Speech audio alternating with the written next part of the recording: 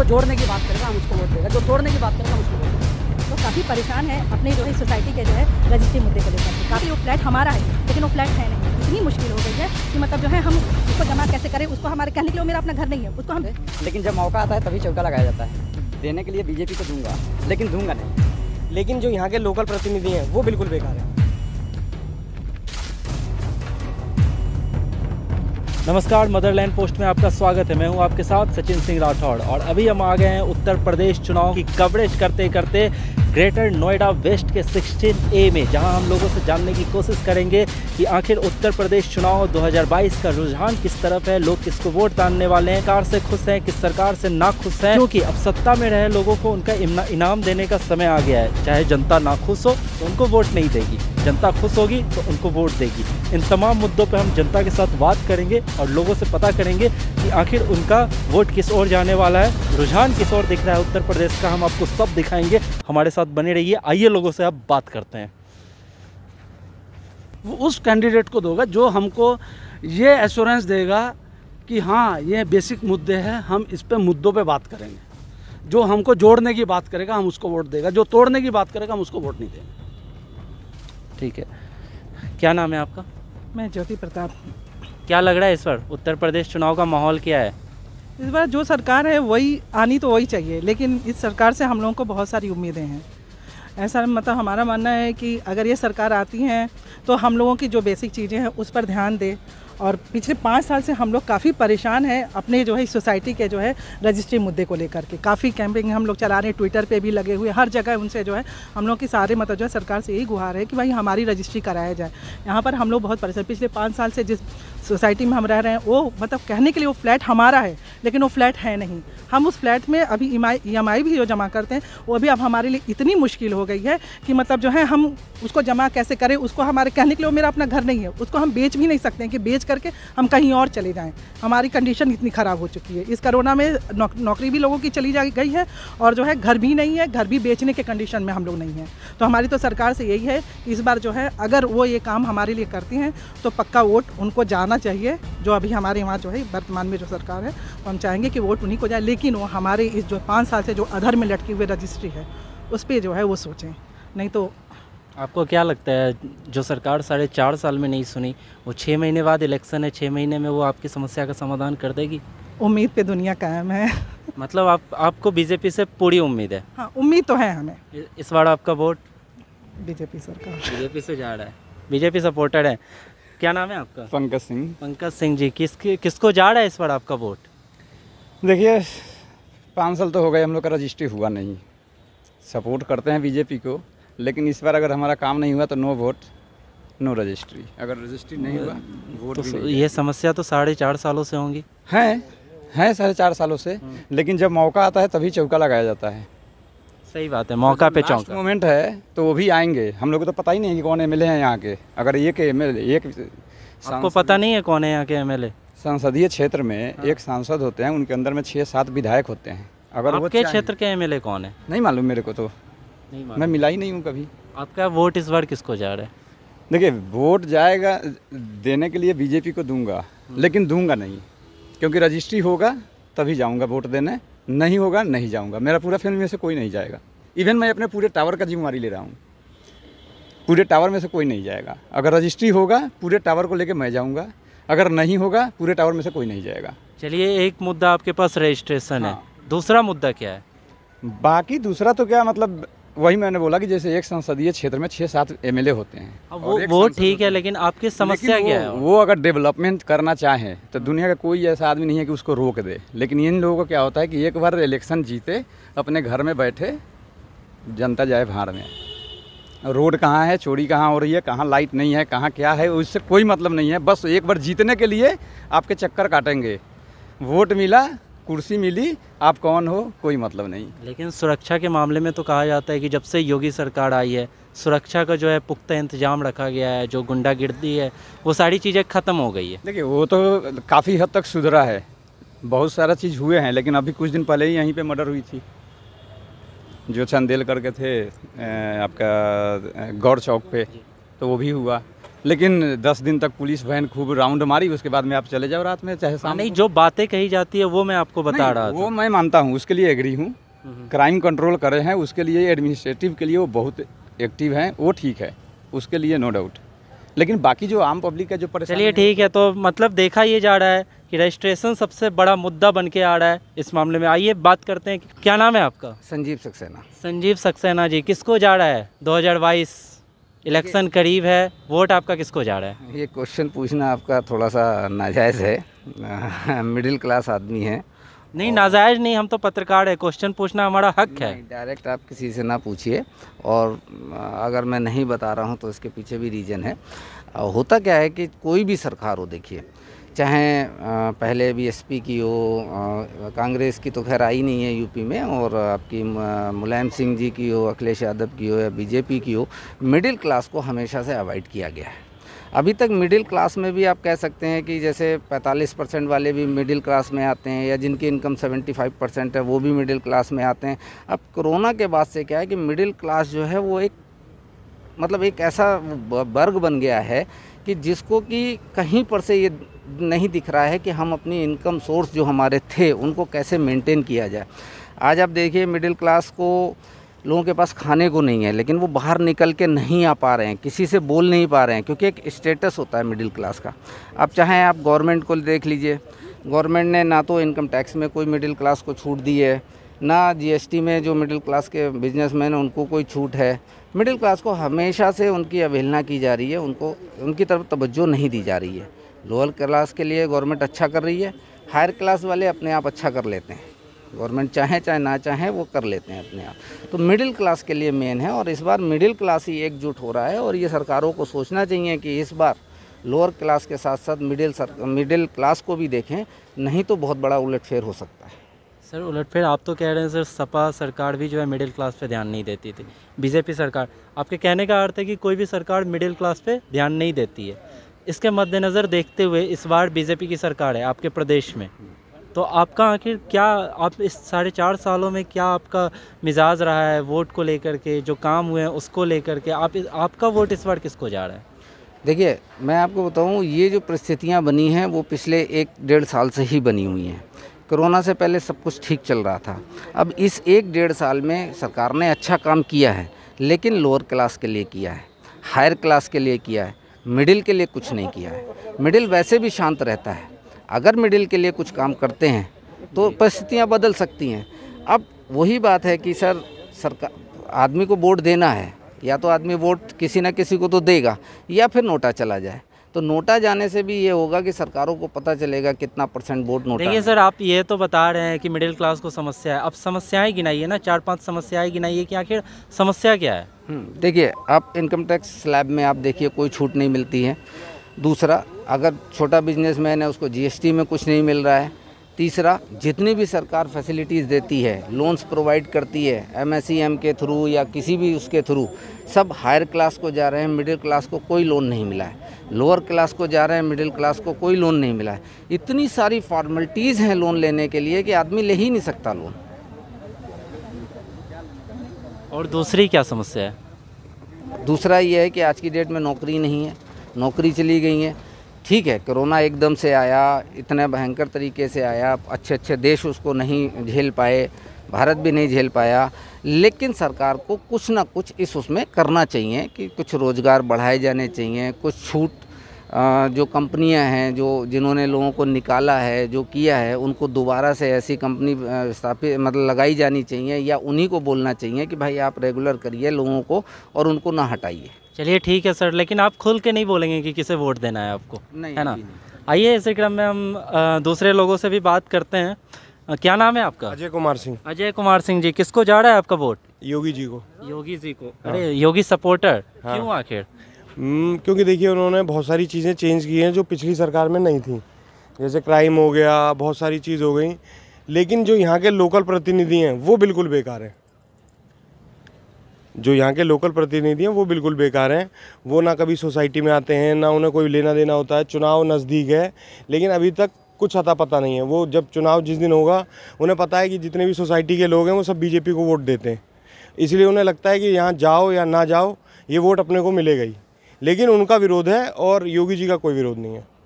Sir आपने खराब तो बता दिया, मुद्दा आपने नहीं बताया। नहीं, मुद्दा तो जैसे यहाँ मुद्दा ये तो नहीं हो सकता ना सर कि मिलने नहीं आते हैं। नहीं, मुद्दा देखो, जब आप किसी से मिलोगे तभी तो मुद्दा पता चलेगा ना।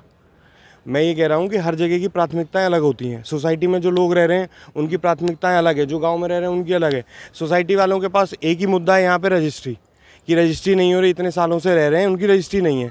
ना वो घर बेच सकते हैं, ना वो लोन ले सकते हैं, ना वो अपना लोन शिफ्ट कर सकते हैं, क्योंकि वो 12-12, 13-13% की ब्याज दे रहे हैं। सबने पूरे पैसे दे तो और सबने जबकि पूरे पैसे दे रखे हैं। और बहुत सारे लोग ऐसे भी हैं जिन्हें अपना घर नहीं मिला है, वो किराए पे रह रहे हैं, वो किराया भी दे रहे हैं, EMI भी दे रहे हैं। 5 साल हो गए, लोगों ने अपना पूरा पैसा दे रखा है बिल्डर को। अथॉरिटी कहती है हमें बिल्डर से पैसा लेना है, बिल्डर कहता है कि हमने घर इनको पोजीशन दे दिया, हमारी रजिस्ट्री नहीं हो रही। बहुत से लोग ऐसे जिन्होंने बहुत ही ऊंचे ब्याज दर पे लोन लिया हुआ है, वो अपना लोन शिफ्ट नहीं कर पा रहे कहीं पे। तो रजिस्ट्री जो है हमारी सबसे बड़ी समस्या है यहाँ के रेजिडेंट्स की। वोट किसको देंगे वो तो देखिए, गुप्त मतदान होता है, डिक्लेयर बोलना भी ठीक नहीं है। गुप्त मतदान होता है, लेकिन आप कुछ तो आपके पास मुद्दा होगा ना, जैसे देखिए, रजिस्ट्रेशन एक मुद्दा है। अगर पोलिंग की बात करें, सबसे पहले हमारा मुद्दा है रजिस्ट्री का। और मतदान में सबसे पहले हम लोग कट्टर संघी लोग हैं, RSS से आते हैं, बीजेपी को हमेशा वोट दिए हैं, तो दूसरा ऑप्शन तो है नहीं। योगी जी के नाम पे और मोदी जी के चेहरे पे वोट तो बीजेपी को जाएगा ही, लेकिन हमारी सुनने वाला यहाँ कोई नहीं है। ये बड़ी दिक्कत, ये जो है ये बड़ी समस्या है। रजिस्ट्री के ऊपर अथॉरिटी चुप है, सरकार चुप है, यहाँ के जितने भी प्रतिनिधि लोग हैं सब चुप है। लोकल जो प्रतिनिधि हैं उनसे नाराज़गी है, योगी जी से कोई नाराज़गी नहीं है। लेकिन लोकल जो प्रतिनिधि हैं वो भी तो बताया जाता है बीजेपी की है ना। नहीं, बीजेपी की तो हैं, लेकिन वो केवल इसलिए जीते हुए हैं क्योंकि मोदी के नाम पे कि बीजेपी की लहर है उसमें जीत गए। लेकिन नाराजगी है उनके आपके साथ, वोट तो आप उन्हीं को देंगे। नहीं, वोट बीजेपी को और योगी जी को जाएगा, उनको नहीं जाएगा। जीतेंगे तो वही जीतेंगे ना। क्या कर सकते हैं, उसमें कोई ऑप्शन नहीं है। क्योंकि देखिए, आप समाजवादी पार्टी का कोई आदमी आज तक यहाँ सोसाइटी में नहीं आया, बसपा का कोई आदमी सोसाइटी में नहीं आया चुनाव तक भी। तो जब कोई आएगा ही नहीं तो किसको वोट दोगे? एक ही ऑप्शन बचेगा, बीजेपी, उसको देंगे। तो आप तो कह रहे हैं वो भी नहीं आ रहे हैं। क्या नाम है आपका? मेरा नाम मोहम्मद इनाम है। मोहम्मद इनाम जी, किसको जा रहा है इस बार आपका वोट? जो यहाँ पर सब हिंदू मुस्लिम सारे भाई है, जो हम सबको जोड़ के रखेगा उसको वोट देंगे हम। आपको क्या लगता है कौन जोड़ कर रखेगा? अब जो भी आएगा, जो जोड़ने की बात करेगा। अभी तो कोई आया नहीं यहाँ पर। कोई आया नहीं है, लेकिन सरकार 4.5 सालों से आपके प्रदेश में है। आगे आने वाले समय में 5 महीनों में चुनाव होने वाला है, तो आपने कुछ ना कुछ तो मन में बना रखा होगा ना। मेरा तो मानना ये है, हमारे यहाँ पर चलने के लिए हमको सड़कें, अच्छी सड़कें चाहिए, इलाज के लिए अच्छे हॉस्पिटल चाहिए, बच्चों को पढ़ाने के लिए अच्छे स्कूल चाहिए, यूनिवर्सिटी चाहिए। जो हमारे इन बेसिक मुद्दों पे बात करेगा हम उसको वोट देंगे, रिस्पेक्टिव ऑफ पॉलिटिकल पार्टी। हमारा ये नहीं है कि आंख बंद करके वोट दें, हमारा वोट कीमती है, हम उसको देंगे जो हमारे लिए काम करेगा, बस। आइए आगे लोगों से जानने की कोशिश करते हैं, और भी लोगों से। इस बार किसको जा रहा है उनका वोट? क्या नाम है सर आपका? मेरा नाम विशाल है। विशाल जी, क्या माहौल है इस बार उत्तर प्रदेश का? देखिए, माहौल तो बहुत ही क्लियर है कि हम भी, जैसे हमारे साथियों ने बोला कि वोट जो है बताने का नहीं होता, लेकिन मैं बताता हूँ, वोट तो योगी जी को ही देंगे। संघ से आते हैं, बीजेपी के कट्टर समर्थक हैं, तो वोट तो योगी जी को जाएगा ही जाएगा, उसमें कोई दो राय या उसमें कोई संशय नहीं है। लेकिन जो हमारे समस्याएं हैं उसको सुनने वाला आज की डेट में कोई भी नहीं है। हम सभी सोसाइटी में मिडिल क्लास के जो लोग हैं और मिडिल एज नहीं है, सब 30-40 के बीच के, सब यहाँ पे शिफ्ट हुए हैं। हमारी जो दैनिक समस्याएं हैं, चाहे वो पानी से संबंधित हो, चाहे वो बिजली से संबंधित हो, चाहे वो सड़क से संबंधित, जो हमारी बहुत ही मूलभूत समस्याएं हैं, उसको सुनने वाला यहाँ पे कोई भी नहीं है। तो आपका जो क्वेश्चन है कि वोट किसको देंगे, वोट बीजेपी को ही जाएगा।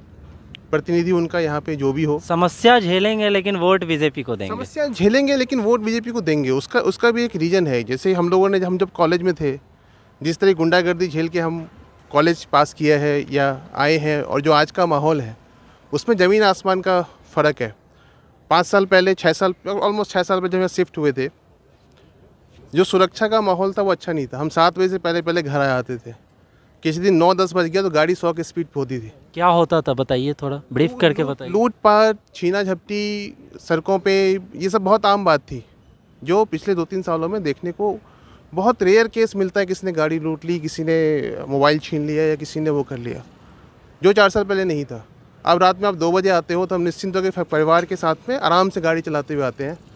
आपके दिमाग में है कि नहीं सरकार हमारी है, पुलिस हमारे साथ में है और सुरक्षा है रोड पे कहीं ना कहीं पे। आप रिकॉर्ड देख लीजिए, आप डेटा देख लीजिए FIR का, या आप सोशल पोस्ट देख लीजिए, तो आपको फ़र्क दिखेगा। हम आम आदमी हैं, हम कमाते खाते हैं, उससे ज़्यादा हमें ज़िंदगी में कुछ चाहिए नहीं है। मिडिल क्लास लोग हैं, कमाएंगे खाएंगे मर जाएंगे, यही हमारी ज़िंदगी होती है। हमें क्या चाहिए, हमारी जो बेसिक समस्याएं हैं पूरी हो और सुरक्षित माहौल हो हमारे आने वाले जनरेशन के लिए।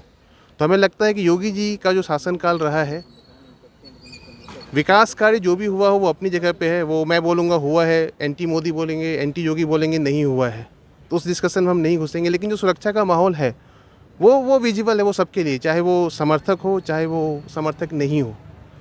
तो आज की डेट में सारे लोग आराम से बाहर भीतर जा रहे हैं, तो इस वजह से मुझे लगता है कि अगले 5 साल और योगी जी को यूपी में रहना चाहिए। मतलब वोट बीजेपी को? वोट बीजेपी को। चलिए आते हैं आगे, लोगों से बात करते हैं, जानने की कोशिश करते हैं। सर क्या नाम है आपका? सर मेरा नाम CV सिंह है। किसको जा रहा है इस बार आपका वोट? देखिए वोट तो मेरा इंडिविजुअल राइट है। अगर आप काम की कहेंगे तो काम का तो सबका अपना नज़रिया है। मैं अगर किसी चीज़ से इम्प्रेस हूँ तो उसके लिए कहूँगा, नहीं हूँ तो उसके लिए कहूँगा। लेकिन जहाँ तक माहौल है सुरक्षा का, वो तो हर आदमी को चाहिए, विकास हर आदमी को चाहिए। सर वो तो चाहिए। आप किस चीज़ से खुश हैं? इस सरकार से खुश हैं, नाखुश हैं? क्या है माहौल इस बार आपका उत्तर प्रदेश चुनाव को लेकर? चूँकि 5 महीने बाद सर चुनाव है और आपको वोट देना है। देखिए अगर मैं ओवरऑल देखूं तो मेरी नज़र से, मेरे नज़रिए से कहूँगा तो मुझे तो बीजेपी पसंद है। योगी पसंद है सर? किन कामों से पसंद है? योगी जी के कारनामों से पसंद है। आप जिस तरह पूछ रहे हैं मैं उस बात का जवाब दे रहा हूँ। अगर मैं ओवरऑल देखूं, योगी यहाँ क्या है, बदमाशी। हमें चाहिए बदमाशी पर सबसे पहले अंकुश। बदमाशी कहीं भी नहीं होनी चाहिए। योगी जी का फोकस है बदमाशी पर रहता है कि बदमाशी नहीं होनी चाहिए, ठीक है। इसलिए मैंने कहा है कि मुझे बीजेपी पसंद है, अदरवाइज नहीं कहूँगा। मैंने पर्टिकुलर बदमाशी की वजह से कहा है। विकास सबको चाहिए, बदमाशी किसी को नहीं चाहिए। सर मतलब सुरक्षा एक आपको लग रहा है कि मसला है जिसका समाधान हो गया, और दूसरा क्या मसला है सर? देखिए मैं अपने लिहाज से बताया आपको, मेरे लिहाज से सबसे ज़रूरी है देश में सुरक्षा, जिसके लिए योगी जी तत्पर हैं और वो काम इस पर करते हैं। उनको बदमाशी बिल्कुल पसंद नहीं है, जो मैं देखता हूँ। मतलब सर आप भी योगी हैं? नहीं, ऐसा नहीं है। उनके काम को कह रहा हूँ मैं, योगी नहीं कर रहा हूँ। मैं कह रहा हूँ काम। मैंने तो बदमाशी देख रहा हूँ। पहले से क्या हुआ है, कहाँ नहीं हुआ? क्या पहले बदमाशी नहीं थी? यहाँ सरेआम डकैतियाँ होती थी, सरेआम लूट होती थी। अब नहीं होती है? देखिए अपवाद हर जगह होता है। अगर कोई ये कहे नहीं होता तो बिल्कुल गलत है। अपवाद तो हर जगह हुआ है, हर शासन पे हुआ है। लेकिन अगर आप उसको ये कहें दूसरे रूप में देखें तो कम। किसी चीज़ का खौफ होना एक ज़रूरी है। आप किसी काम को रोक रहे हैं तो पता लगना चाहिए ना रुक रहा है। अपराध कब नहीं था, किसके राज्य में नहीं था? राम राज्य में भी था, आज तो कल ही हो गए। जी सर। लेकिन रोकना तो कर्तव्य है ना। सरकार रोकेगी, कोशिश करेगी तभी तो रुकेगा। एक सरकार कोशिश कर रही है, कितना हद तक सफल हो रही है वो सरकार जाने, सरकार के आंकड़े जाने। हम जो देखते हैं हम तो वही कहेंगे। हमें ये पता है कि पहले खुलेआम था, अब थोड़ा कम हो रहा है। वारदात तो आज भी होती हैं, पहले भी होती थी, लेकिन अब कब हो रही है? सर कल रक्षा मंत्री का एक बयान आया है, राजनाथ सिंह जी का बयान आया। उन्होंने कहा है कि योगी सरकार का नाम सुनते ही बदमाशों और गुंडे जो हैं थर थर काँपने लगते हैं। देखिए ये जो जवाब हैं ये पॉलिटिकल जवाबों पर मैं नहीं जाऊंगा। रक्षा मंत्री जी क्या कहेंगे वो अपने विवेक से कहेंगे जी। ये कहीं तक सही है जो मैं नहीं, आपने सुरक्षा की बात की ना। मैं वही बता रहा हूँ आपको कि जो मैं अपने साथियों से देखता हूँ, जो अपने माहौल को देखता हूँ, आसपास को देखता हूँ, वो भी ये कहते हैं कि योगी जी के नाम से गुंडे डरते हैं। हर जगह वो कहते हैं, मैं भी देखता हूँ। लेकिन मैंने ये भी देखा है यहाँ सरेआम लूट होती थी, आज कम हो रही है। होती हैं वारदात तो अब भी होती हैं, लेकिन कम है। वो अपने आदमी डरता है, चाहे वो योगी जी का फैक्टर कहें उसे या रक्षा मंत्री जी का कहें। जी सर, जी सर। तो उत्तर प्रदेश सुरक्षित है ऐसा लोग यहाँ कह रहे हैं। समस्याएं कई है, विकास के क्रम में समस्याएं कई होती है जिसका समाधान होता जाता है, लेकिन उत्तर प्रदेश की सरकार सुरक्षा का इंतजाम पुख्ता कर रखी है। क्या नाम है सर आपका? मेरा नाम मनोज कुकरेती है। मनोज कुकरेती सर, क्या लग रहा है इस बार आपको उत्तर प्रदेश इलेक्शन में? आएंगी तो योगी सरकार ही, और जो हमारा यहाँ का बेसिक इंफ्रास्ट्रक्चर रहा है या फिर हमारा जो एडमिनिस्ट्रेटर रहा है वो पिछले टाइम से बहुत हमारा जो है पुख्ता होता गया है। आज के टाइम पे अगर हम किसी पुलिस प्रशासन की बात करते हैं तो जो लोग अभी यहाँ घबराते थे पुलिस में जाने के लिए या कंप्लेंट करने के लिए, आज वो अपना तक के जोत पे जाके वहाँ पर पुलिस से अपना सहयोग की पूरी उम्मीद करते हैं और उनका पूरा कार्य करते हैं। और आज आप देखेंगे हमारा जो विपक्ष है वो पहले कभी कहीं घूमता रहता था। अगर आप देखेंगे पूरा विपक्ष आज के टाइम पे हमारा मंदिर के अंदर घूम रहा है जगह जगह। तो इससे ज़्यादा हमारे को और कुछ ज़्यादा चीज़ें हमारे को अपेक्षा नहीं है। और योगी जी ने मंदिर के अंदर घूम रहा है, इससे आप क्या कहना चाहते हैं? कहना ये चाहते हैं कि जितने लोग हमारे आज के टाइम पे मंदिर के नाम पे जो मांगते थे, वोट मांगते थे, चीज़ें करते थे, आज सब लोग जो हैं मंदिर का ही नाम लेके जो है वोट का बैंक बनाया जा रहा है। कि जो लोग मतलब किधर भी चले जाते थे आज उनको देखेंगे तो वो सब लोग जो है मंदिर का ही नारा ले रहे हैं जब से मतलब योगी जी ने और मोदी जी जब से स्टार्ट हुए हैं। और जिनका मतलब पहले से ही ये सब चीज़ें रही हैं, जिनका अस्तित्व या चीज़ें, जैसे हम लोग भी जो हैं बाल सेवक से ही यहाँ पर से इसमें आए हैं और हम स्टार्टिंग से ही देखते हुए आए हैं। ठीक है, कुछ हमारी कुछ चीज़ों की रिक्वायरमेंट होती है, चीज़ें होती हैं, मगर वो पूरा वही कर सकता है जिनसे हमारे को ज़रूरत होती है। और एक सिर्फ बीजेपी की ही सरकार है जो इन सब चीज़ों के ऊपर हम बात कर सकते हैं, जिनसे हम कुछ सहयोग की उम्मीद कर सकते हैं। अदर्स जो थी आई थी गई, पिछले इसमें क्या काम करा क्या नहीं करा हम इन वाद विवाद में नहीं ज़्यादा पढ़ना चाहेंगे, मगर जो भी है आएगी योगी सरकार ही और हम उनको तहे दिल से उनका आने वाले आपका वोट योगी सरकार को जा रहा है। बिल्कुल। आइए बात करते हैं, हम और लोगों से भी जानने की कोशिश करते हैं कि उत्तर प्रदेश चुनाव है और लोगों के मिजाज में चल क्या रहा है। क्या नाम है सर आपका? दिखपाल सिंह मेरा नाम है। दिखपाल सिंह जी, किसको जा रहा है वोट इस बार उत्तर प्रदेश चुनाव में? आपका ये प्रश्न तो जाया गया, इसका जवाब तो मैं नहीं दूंगा, लेकिन हमारी समस्याएं बहुत हैं। हमारी रजिस्ट्रीज़ नहीं हो रही हैं और इसके लिए हम लोगों ने बहुत टाइम से, पिछले करीब 2 महीने से कैंपेन चला रखा है। यहाँ के लोकल विधायक वगैरह सबके पास ये जानकारी है और सबको जानकारी है और अथॉरिटी को भी जानकारी है। नरेंद्र भूषण जी जो CEO हैं अथॉरिटी के, उनको बार बार कहा जा रहा है, उनसे हम लोग कई बार जाके मिले भी हैं, लेकिन उनका कहना है कि सुपरटेक ने हमारे पैसे देने हैं, 450 करोड़ देने हैं और जब तक वो नहीं देगा तब तक आपकी रजिस्ट्री नहीं करेंगे। लेकिन हम लोग सारा पैसा दे चुके हैं सुपरटेक को। अब वो सुपरटेक से अपना पैसा नहीं निकाल पा रहे हैं, उसकी सज़ा हमें मिल रही है, हमारी रजिस्ट्री। सुपरटेक क्या कह रहा है? सुपरटेक का कहना है कि भाई ये वो झूठ बोल रहा है और हमारा केस वहाँ पर है, हम उसको कुछ पैसे दे चुके हैं, जितने पैसे दिए हैं उतनी की रजिस्ट्री कर दे। दोनों का आपस में ब्लेम गेम है, हालांकि वो सिर्फ दिखाने के लिए है, जबकि वो अंदर खाने दोनों मिले हुए हैं। दोनों मिलकर आपस में मिलके आम जनता को, फ्लैट ओनर्स को पागल बना रहे हैं। तो हमारा मुद्दा वो है, जैसा कि हमारे साथी ने कहा, FOB यहाँ पर कहीं नहीं है। अगर आप ताज हाईवे से NH-24 से लेकर सूरजपुर तक चले जाएंगे तो कहीं पर भी आपको FOB नहीं मिलेगा। इतनी जनता यहाँ पर है, 6 लाख के आसपास शायद जनता यहाँ पे मूव होनी है और अभी तक कोई FOB नहीं है। जनता, इतनी चौड़ी सड़कें हैं, 8-8 लेन सड़कें हैं, 8 लेन सड़क को क्रॉस करने में अगर किसी का एक्सीडेंट हो जाता है, क्या उसके लिए कौन जिम्मेदार होगा? FOBs नहीं है, FOB के लिए बार बार बोला गया है। पब्लिक टॉयलेट्स नहीं है यहाँ पर, पब्लिक टॉयलेट्स नहीं बनाते हैं ये लोग, तो उसके लिए भी हम सांसद जी के पास गए थे और उन्होंने कहा था कि हम बनवाएंगे। 2 साल पहले हम लोग गए थे, इनको, हमारे साथी को पता है, हम सब साथी गए थे, तो उन्होंने कहा था कि हाँ आपके इलाके में वो बनाने हैं, आप जगह बता दीजिएगा। और उनको जगह भी बताया गया कि ये जगह खाली हैं, यहाँ पे बनवा दीजिए, यहाँ पे लोगों की मूवमेंट ज़्यादा होती है, लेकिन वो नहीं बने। जब हमारे बेसिक मुद्दों पर अगर हमारे प्रतिनिधि ध्यान नहीं देंगे तो फिर हम कैसे बताएं कि हम किसको वोट दें? हो सकता है हम नोटा दबा दें, हो सकता है वोट देने के लिए बाहर ही ना निकलें। तो इसलिए कहना बहुत मुश्किल है कि किसको वोट देंगे। अब जैसा कि आपने देखा होगा, ज़्यादातर लोग बीजेपी सपोर्टर्स हैं, लेकिन इसका मतलब ये नहीं है कि आंख बंद करके वोट देंगे। चाहे मैं हूँ, चाहे जिसने भी आपको कहा है कि बीजेपी को वोट देंगे, मुझे पूरा विश्वास है कि आंख बंद करके वो भी नहीं देंगे। अपने मुद्दे पहले चाहिए कि भाई हमारे मुद्दों पर अगर बात करेंगे तब आपको वोट मिलेगा, भले आप किसी भी पार्टी से ताल्लुक़ रखते हो।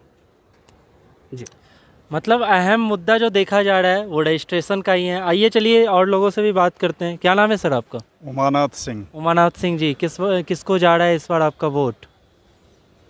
खैर, इसका निर्णय तो जल्द हम लोग ले लेंगे, लेकिन ऐसे सरकार योगी जी की बननी चाहिए। और आपने तो निर्णय ले लिया ना सर, एक ही बार में ले लिया योगी जी की सरकार। और भी कुछ मुद्दे हैं, उसको हम लोग अंजाम तक ले जाएंगे। और इनफैक्ट योगी जी ने कई सारे रिफॉर्म्स किए हैं, कई सारी बेहतरी लाई है हम लोगों के जीवन में। बेहतरी गिनाई है सर। हाँ, इंफ्रास्ट्रक्चर बहुत ही अच्छा है, इलेक्ट्रिसिटी बहुत बढ़िया है, लॉ एंड ऑर्डर बहुत ही बढ़िया है। आज प्रशासन जो है वो हमारी सुनते हैं, लेकिन विधायक से, स्थानीय विधायक से कुछ नाराज़गी है इन्हीं सब इशूज़ को लेके, क्योंकि वो हमारे मुद्दों को असर्टिवली सरकार के समक्ष नहीं उठा पा रहे हैं। इस वजह से मैंने कहा कि उसमें हम लोग थोड़ा सा सोचेंगे।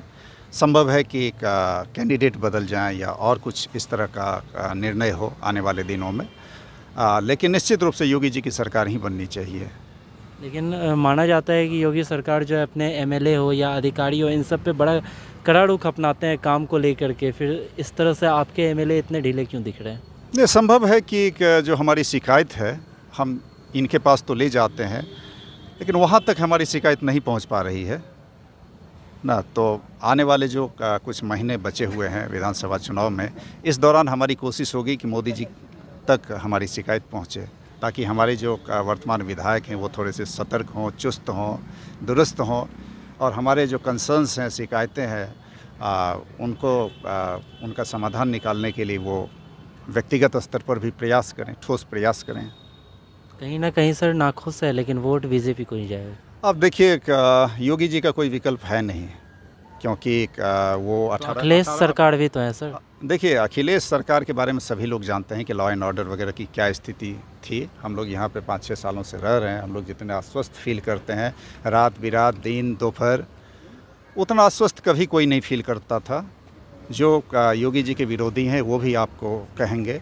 विकास के भी मोर्चे पे, इवन कि एम्प्लॉयमेंट के मोर्चे पर उन्होंने जितने काम किए, जितने ठोस काम किए, कोविड। लेकिन सर पूरे उत्तर प्रदेश में लोगों से मिलकर मैंने बात की, वो तो मुख्य मुद्दा रोजगार को ही बना रहे हैं। हाँ, वही मैं बता रहा हूँ आपको। शायद पता होगा, आप जर्नलिस्ट हैं, कि लास्ट ईयर जून में जिस समय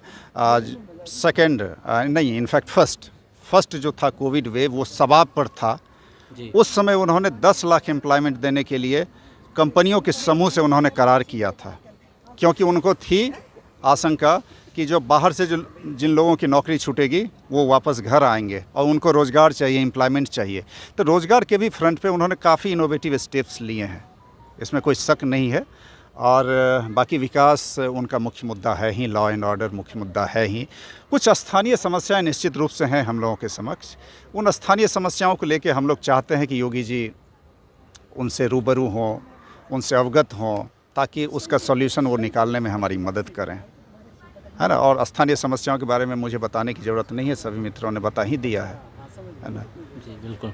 क्या नाम है सर आपका? मंडल मिश्रा। मंडल मिश्रा जी, किसको जा रहा है वोट इस बार? देखिए, हम तो पहले भी बताया कि हम लोग संघी हैं, कट्टर संघी रहे हैं बचपन से, आरएसएस की शाखा में जाने वाले लोग रहे हैं और बीजेपी से जुड़ाव रहा है शुरू से ही। तो in spite of all odds vote तो बीजेपी को ही जाएगा, दूसरा ऑप्शन है नहीं हमारे पास।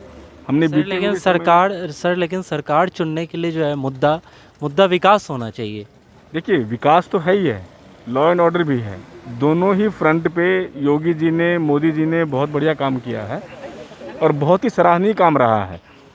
ये सबको दिख रहा है, हमारे जो विरोधी लोग हैं वो भी मानते हैं इस बात को। लेकिन हमारी जो कुछ फ्रंट पे जो समस्याएं हैं एज ए रेजिडेंट यहाँ पर सोसाइटी में, अब मेरे मान लीजिए हम लोगों ने 5 साल हो गए पूरा का पूरा पेमेंट बिल्डर को किया हुआ है।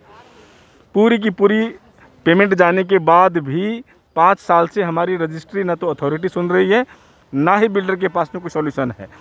तो यहाँ पर जो सबसे बड़ा मुद्दा है वो रजिस्ट्री का है। लोगों को अगर रजिस्ट्री हो जाए तो उनकी सारी समस्याएं ख़त्म है। बाकी रोड बनना, सड़क बनना, बिजली पेट्रोल चलता रहता है, वो तो डे टू डे में आ जाएगा, कोई दिक्कत नहीं है, फर्स्ट क्लास।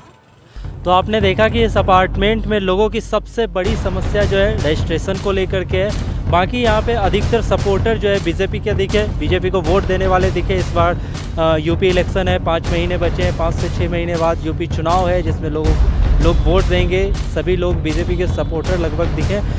तो आपने देखा, लोगों से हमने बात की और लोगों से जानने की कोशिश की कि आखिर उनका मिजाज क्या है यूपी इलेक्शन को लेकर। यूपी इलेक्शन को लेकर के तमाम खबर हम आपको मदरलैंड पोस्ट पे लगातार दिखाते रहेंगे। आप हमारे साथ बने रहिए, चैनल को सब्सक्राइब कीजिए, वीडियोस को लाइक कीजिए और अधिक से अधिक शेयर कीजिए ताकि बातें लोगों तक पहुँचे और लोग सुन सकें। आपका बहुत बहुत शुक्रिया।